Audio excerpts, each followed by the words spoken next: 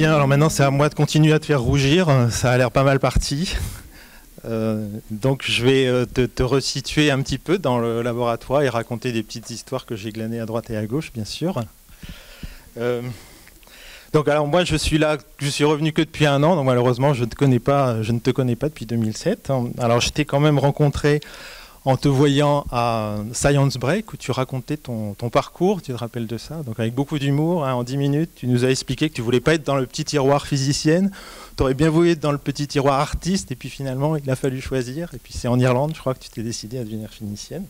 Donc j'ai trouvé que c'était vraiment un super petit exposé pour nous raconter ton parcours que tu décrivais toi-même comme non linéaire. Et donc quand je suis arrivé ici, j'ai pas mis très longtemps pour me rendre compte de ta caractéristique, il me semble, c'est que tout le monde ici t'aime et t'apprécie. C'est vraiment quelque chose d'évident. Je crois que tu n'as pas d'ennemis ici. Alors, je n'ai pas cherché en détail, hein, mais je pense que tu n'en as pas. C'est vraiment remarquable comment tout le monde t'apprécie. Voilà.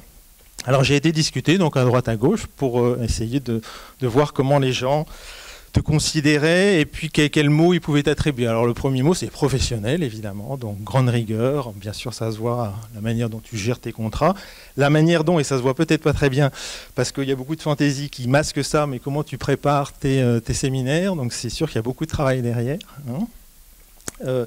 Alors on m'a raconté aussi, que dès que tu es arrivé au laboratoire, la première chose que tu as faite, c'est classer les produits chimiques, faire la liste, rentrer sur l'ordinateur et dire à tout le monde, quand il reste simplement ça de produits chimiques, faites attention, recommandez-en. Donc ça c'est vraiment à la rigueur de Wiebke. Donc le deuxième mot qui est apparu, et ça c'est vraiment, il y a beaucoup de gens qui pensent ça, c'est ta générosité.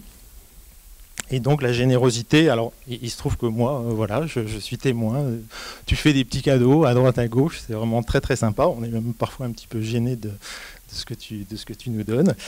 La générosité, ça se traduit aussi, il me semble, par la manière dont tu as géré ce fameux ERC Grant.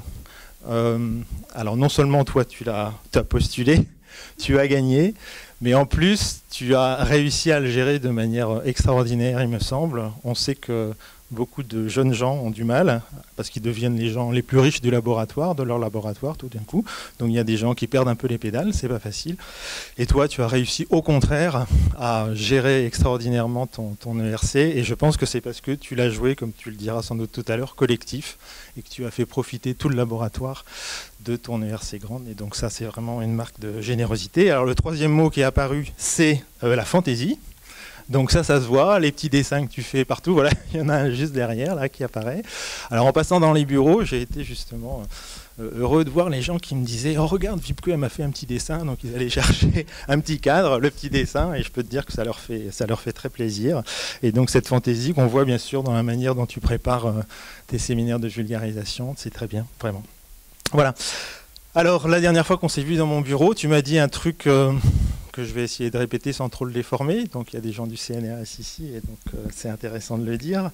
Donc tu dis que le CNRS oublie trop souvent que c'est un institut de recherche et pas un institut de chercheurs. Et donc c'est vraiment quelque chose qui, me semble-t-il, te caractérise. Tu veux absolument impliquer tous les gens qui sont autour de toi, les ingénieurs, les techniciens, les administratifs, qu'on appelle sous cet acronyme pas très beau de ITA. Et donc c'est vraiment un truc important dont tu reparles souvent. Tu as l'initiative souvent de faire des choses au labo pour intéresser les gens qui ne sont pas directement chercheurs ou qui n'ont peut-être pas fait des études scientifiques. Et donc c'est très caractéristique de ton attitude. Alors tu as fait de la valorisation, hein, tu t'es occupé de la valorisation. Alors là aussi, si j'écrivais un mail, je mettrais point virgule parenthèse. Hein, tu m'as dit que peut-être c'était tellement efficace le système, tellement fluide, tellement parfait, hein, notre système, que tu as décidé d'arrêter, hein, et de laisser la main à quelqu'un d'autre. Voilà. Mais tu t'es beaucoup occupé de la valorisation. Et alors enfin, on en a aussi un petit peu parlé. Donc j'ai, avec Sophie, regardé dans les archives du labo. Tu es la 9e médaille de bronze du LPS. Voilà. Et c'est une médaille de bronze cette fois-ci qui est matière molle. Donc moi, ça me fait évidemment plaisir de voir que tous les thèmes développés au laboratoire ont beaucoup de récompenses, et toi tu représentes ici une activité, on l'a vu, historiquement très importante, mais qui, avec des gens comme toi, ont pris leur envol, et puis on ne fait plus de gènes maintenant ici, on fait bien d'autres choses, et des gens comme toi sont là pour le mettre en avant. Voilà. Donc écoute, il y a vraiment aucune discussion possible. Je pense que tous les gens du laboratoire sont très très heureux que tu aies cette médaille de bronze. Je te félicite chaleureusement et j'espère que tu vas pouvoir continuer à faire de la recherche au labo. Il n'y a aucun problème évidemment, et que tu la feras à ta manière, c'est-à-dire en impliquant les chercheurs, les enseignants-chercheurs, les post-docs, les étudiants, les stagiaires, les ingénieurs, les techniciens et les administratifs. Merci beaucoup Wiebke de tout ce que tu fais pour le labo.